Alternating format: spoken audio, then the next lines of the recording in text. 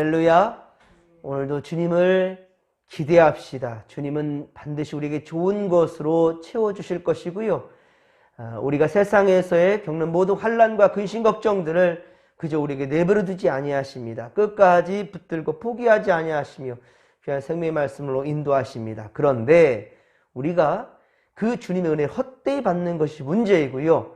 주님은 우리를 바라지만 우리가 주님을 외면하고 세상을 붙잡는 것이 문제인 것입니다. 여러분, 오늘은 수예배가 있습니다. 오늘 이 새벽에 말씀을 사모함으로 예배하는 바로 여러분들은 수요일에도 우리 성전에 올라 주님 기뻐하는 또 예배함과 성경을 공부함으로 최선을 다할 수 있기를 바랍니다. 그래서 날마다 신앙이 좀 더 자랑할 수 있도록 예수님의 분량에 이르기까지 우리의 믿음들이 자랐으면 좋겠습니다. 그래서 사도행전 17장 11절, 사도행전 17장에 이 베레아 사람들, 그렇습니다.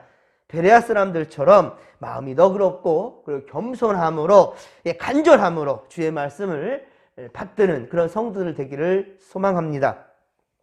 자, 예수님은요 병자들을 고치셨고 날이 저물어서 이제 저물어갈 때 베세다 들판에서 오병이의 기적, 즉 표적, 그 표적을 통하여서 우리 은혜를 베풀어 주셨고 본인을 스스로 나타내 보이셨습니다. 그러자 사람들은 그 다음날 예수님을 찾아 갈리 바다를 건너서 가버나움으로 모여들었습니다. 그러자 사람들은 그 다음날 예수님을 찾아 이렇게 모였지만은 이 무리들은 배를 타고 왔지만은, 그리고 제자들도 배를 타고 온 것을 그들이 보았지만은 예수님은 과연 어떻게 오셨을까? 이미 와 있는 예수님을 보고 그들은 깜짝 놀랐습니다. 하지만 예수님은 26절에 이들은 표적을 본 까닭이 아니라 떡을 먹고 배불렀기 때문이다. 그렇게 주님 말씀하십니다. 그러니까 오병이어 기적을 통해서 구약에 예언된 메시아 예수님을 그들은 알아보지를 못했던 것입니다. 그저 배고픔을 해결해주는, 그저 배고픔을, 우리의 필요를 채워주고 해결해주는 바로 예수님을 그저 도깨비 방망이 정도 이렇게 생각했던 것입니다. 예수님은 29절에 말씀하기를 썩는 그 양식을 위하여 일하지 말고 영생하는 양식, 즉 하나님의 보내신 자를 믿는 것으로 하나님의 일을 하라. 예수를 믿는 것이 주님 원하시는 일이란 말이에요. 그렇습니다. 하지만 아직도 사람들은 예수님 말씀의 뜻을 이해하지를 못합니다. 예수를 믿게 하는 표적이 무엇이냐라고 다시 묻지요. 그리고 그들이 제시한 것은 바로 자신들의, 바로 31절 말씀이죠. 자신들의 조상들은 광야에서 만나를 먹게 하였다. 그들의 이 같은 질문에는 여전히 떡을 풍성하게 먹게 하는 이 한 기적 같은 물질적 기적을, 이 이스라엘 백성들도 우리 애굽에서 탈출하여 출급하여 가나안 약속의 땅까지 이르기까지 광야에서 하나님 만나와 메추기라로 먹여주셨거든요. 그러니까 이 육의 것을 채워주셨던 것, 그것 같이 바로 예수님도 이 바로 물질적 기적을 구하는 바로 기적주의에 그들은 머물러서 바라보고 있는 것입니다. 자신들의 필요를 그냥 채워주는 그런 수준으로만. 그래서 사람들은 예수님께 모여들 뿐이지 성경을 통하여서 깨닫게 하시는, 바로 알게 하시는 약속된 메시아 그리스도를 바라보며 나아온 것이 아니란 말입니다. 오늘날 많은 사람들도 비슷한 질문을 합니다. 예수님이 하나님의 아들이라는 어떠한 증거가 있는가? 우리가 그를 믿을 만한 어떠한 표적이 있는가? 그것을 보여달라 라고 말하는 사람들이 있습니다. 하지만 이미 하나님은 어떻습니까? 성경에 우리가 예수 그리스도를 믿을 만한 충분한 증거들을 보여주시고요. 그것들을 성경에 자세히 기록하고 있단 말입니다. 그러므로 누구든지 예수 그리스도를 믿고자 한다면 성경을 가까이 하시고 성경을 읽고 그리고 묵상함으로 이것을 확실히 확인할 수 있다는 거예요. 예수님은 32절에 사람들이 제시한 만나는 모세가 그의 능력으로 준 것이 아니다. 예, 모세의 능력이 아니다. 하나님께서 하늘로부터 주셨다라고 말씀하고 있죠. 그런데 여기서 눈여겨볼 것은, 자, 예수님은 하나님을 향하여 자, 무엇이라고 선언하고 있습니까? 아버지라고 선언하고 있습니다. 이제껏 그 누구도 이렇게 불러본 적이 없어요. 창조주 하나님에 대해서 바로 나의 아버지, 아버지라고 선언하는 예수님이십니다. 구약 성경에 하나님께서 보내실 메시아, 곧 자신을 두고 한 말이다. 이 메시아는 곧 자신을 두고 한 말이다 라고 분명히 스스로를 밝히십니다. 떡이라는 것은 육신의 생명을 위해 필요하지만 사람들은 날마다 어때요? 떡을 먹고도 결국은 죽게 됩니다. 여러분들 오늘도 살아가기 위해서는 하루 3끼를 먹어야 되겠죠. 근데 그 먹는 음식을 통하여서 여러분 영원에 이를 수는 없습니다. 예, 오늘 배불렀지만 내일도 예, 우리 그 배부른 것으로 계속 살아갈 수 있을까? 아닙니다. 그 배부른 그날에 족할 뿐이에요. 오늘 아침에 많이 음식을 드셨어요? 그렇다 칩시다. 근데 점심이나 저녁이 되면 다시 또 배고파져요. 그리고 그러한 인생으로 살다가 결국은 우리도 예, 죽을 맞이하게 된다는 것입니다. 영원에 이를 수는 없습니다. 그러나 예수님께서는 어떻습니까? 하나님께서 이제 이스라엘 백성이 광야에서 먹고도 죽은 것과 같은 그 떡 아니라는 거예요. 예, 광야에서 먹었던 그 떡, 그러나 그것과 같지 않아요. 영원한 생명을 주는 떡을 주신다라고 말씀하지요. 한시적인 떡이 아니에요. 한시적인 먹고 마시는 그 음식이 아니에요. 영원한 음식을 주신다라고 주님 말씀하십니다. 그가 하늘에서 내린 참 떡에 대해 말씀하시자, 자, 그 무리들의 반응이 어떻습니까? 무리들은 그 떡에 대해 이제 관심을 가지게 되며, 주여, 그럼 이 떡을 항상 우리에게 주소서, 항상 우리에게 주소서라고 말합니다. 예수님께서는 말씀하시죠. 함께 35절을 같이 읽겠습니다. 35절입니다. 예수께서 이르시되 나는 생명의 떡이니 내게 오는 자는 결코 줄이지 아니할 터요 나를 믿는 자는 영원히 목마르지 아니하리라. 아멘. 그렇습니다. 하지만 안타깝게도 사람들은 어떻습니까? 자신들의 눈앞에 오시기로 약속한 메시아가 와 계시지만 그 보고도 이 오시기로 약속했던 그 메시아를 눈앞에서 지금 보는데 그럼에도 불구하고 어떻습니까? 예수님을 보고 메시아로 알아보지를 못한다는 말입니다. 그들은 그저 자신들의 육체적 필요를 채워주는 오병이어의 기적과 같은 바로 이를만 기대할 뿐이라는 거예요. 성경에서는 오병이어의 표적이라 말하지만 저들은 오병이어의 기적 자체만 보고 있다는 거예요. 이것을 통해서 예수님이 무엇을 말씀하시는지에 대한 건 관심이 없다는 거죠. 영적인 구원에는 관심도 없고 또 예수님의 말씀을 이해하려고도 하지 않고 있다는 거예요. 인간의 죽음은 죄 때문에 온 것이며 그리고 죄가 없는 천국에서는 죽음도 없을 것입니다. 예수님께서는 바로 인간의 죄 문제를 해결하기 위하여서 이 땅에 오신 거잖아요. 그렇습니다. 예수님은 우리의 죄 때문에 십자가에 죽어 주심으로 우리를 위해 완전한 의를 이루어 주셨다는 말입니다. 이것을 믿으시기 바랍니다. 사람은 굶주리고 목마르면 결국 죽게 됩니다. 하지만 예수님께서 나와 그를 믿는 자는 육체적 굶주림과 그리고 목마름을 뛰어넘어 영원히 살게 된다는 것이죠. 모세가 준 만나를 포함한 모세가 준 것도 마찬가지예요. 모세를 통해서 하나님이 주셨겠지만 그거마저도 다 포함하여 세상의 음식들은 어떻습니까? 일시적인 배부름은 해결해 줄 수 있을지 몰라도 예수 그리스도는 생명의 떡이라는 거예요. 예수님은 생명의 떡이며 영생하도록 우리를 이끌어 주신다라는 것이지요. 이 생명의 떡 곧 예수님의 말씀이 이 시간도 우리를 안위하고 있음을 믿으시기 바랍니다. 그런데 주님은요, 사람의 남녀노소와 지위 고하를 막론하고 신분의 차이도 두지 아니하십니다. 예수님을 십자가에 못 박은 일에 가장 앞장섰던 유대인들, 예, 지금도 예수님을 인정하지 않고 있지요. 지금도 유대인들은 예수님을 인정하지 않습니다. 메시아로. 또 다른 메시아를 지금도 기다리고 있어요. 여전합니다. 자신들만, 그리고 거룩한 백성이라고, 자신들만 선별된, 예, 선민이다 라고 생각하고 있는 이 교만에 그들은 빠져 있습니다. 그러나 37절에 주는 말씀하십니다. 여러분 37절에 보십시오. 내게 오는 자는 내가 결코 내쫓지 아니하겠다라고 주님 말씀하죠.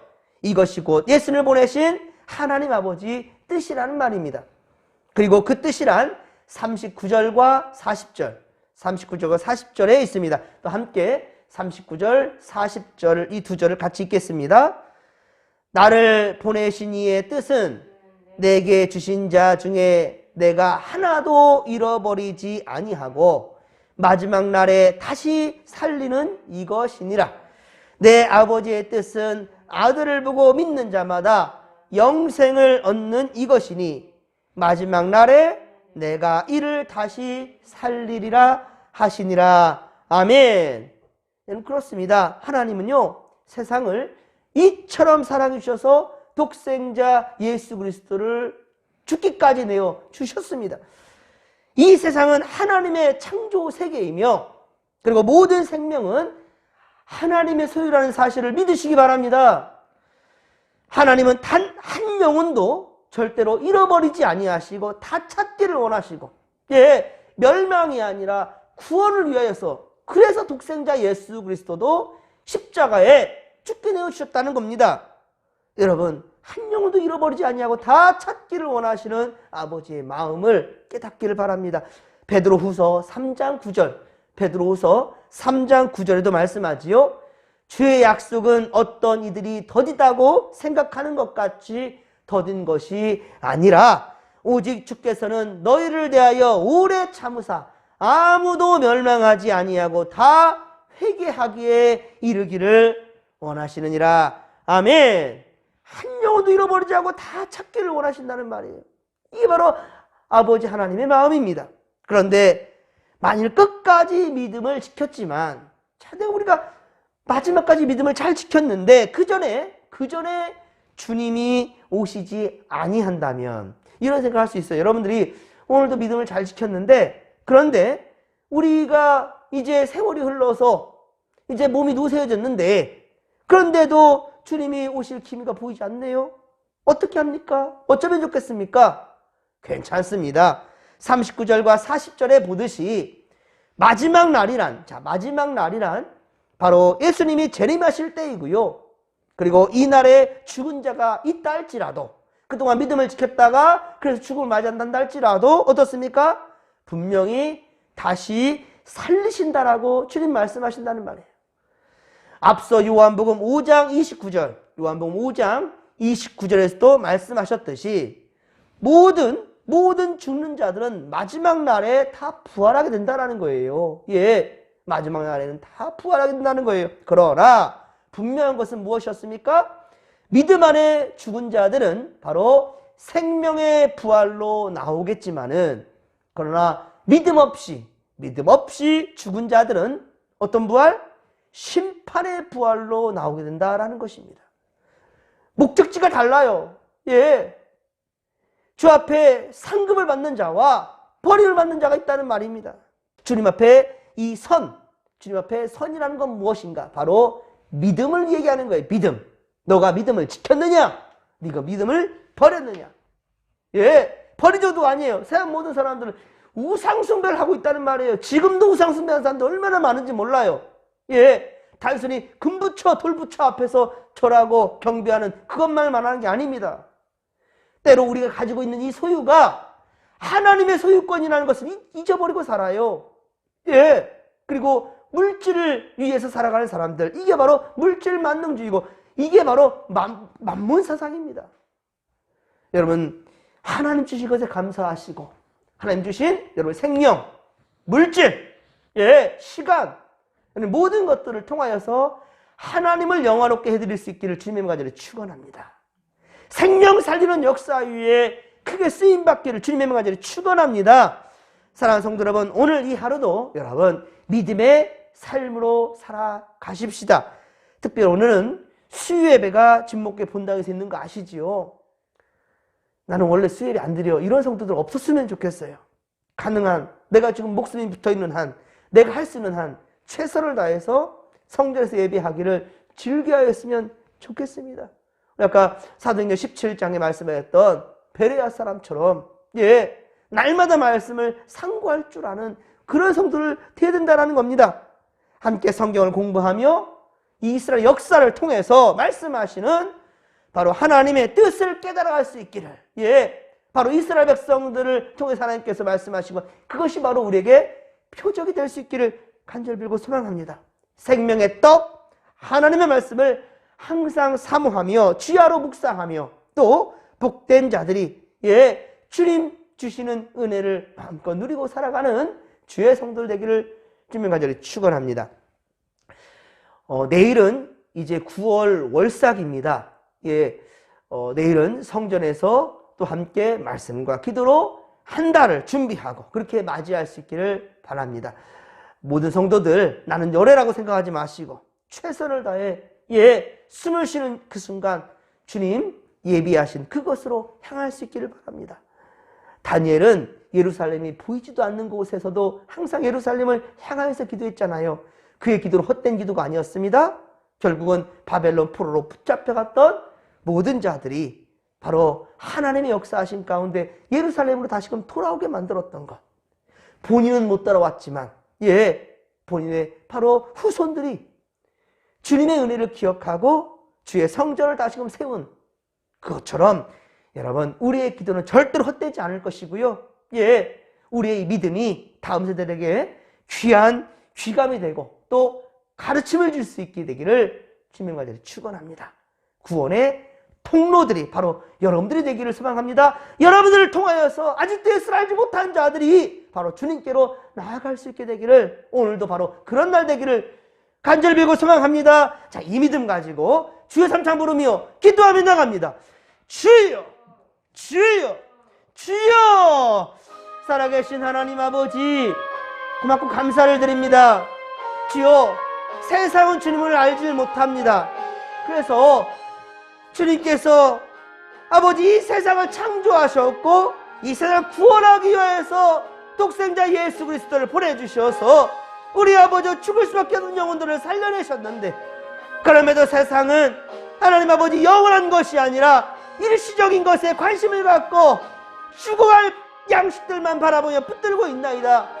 하나님 아버지요 우리 좀 더 성숙한 믿음으로 주님께로 나아갈 수 있도록 도와주시고 주님 뜻하신 곳에서 우리 믿음 지켜 살아갈 수 있도록 도와주시옵기를 원합니다. 선을 행한 자들은 아버지 훗날 주님 오실 때 우리 아버지의 생명의 부활로 나오겠지만은 주여 그러나 주님 앞에 믿음을 지키지 못한 자들은 심판의 부활로 나올 것입니다. 하나님 아버지 심판자들이 아니라 심판받을 자들이 아니라 하나님 아버지 구원받고 상급을 받는 자들이 바로 우리가 될 수 있도록 도와주시옵기를 원합니다. 항상 매일 더 최선을 다해 아버지 앞에 서게 하여 주시고 말씀 붙들며 살아가는 우리가 되게 하여 주옵소서. 생명의 말씀이 여기 있음에 우리가 어디로 가오리까? 하나님이요 하나님이요. 또한 역시 우리 모든 성도들 우리 진목교회를 더 많이 사랑할 수 있도록 도와주시옵기를 원합니다. 애교심을 갖게 하소서. 하나님 우리 주님께서 우리를 통하여서 우리 아버지 거룩한 인생으로 살라고 아버지 특별히 믿음의 공동체로 우리 아버지 주님께서 허락해 주셨는데 더욱더 이 공동체를 떠나며 벗어나지 않도록 도와주시며 이 믿음 안에 살아가는 우리 믿음의 모습들 다 되게 하여 주시옵소서. 오늘도 주여 주님을 믿습니다. 주님의 선한 역사를 믿습니다. 우리를 통해서 나타내 보여주실 주님의 놀라운 역사를 우리가 기대하오니 주여 함께하여 주시옵소서. 함께하여 주옵소서.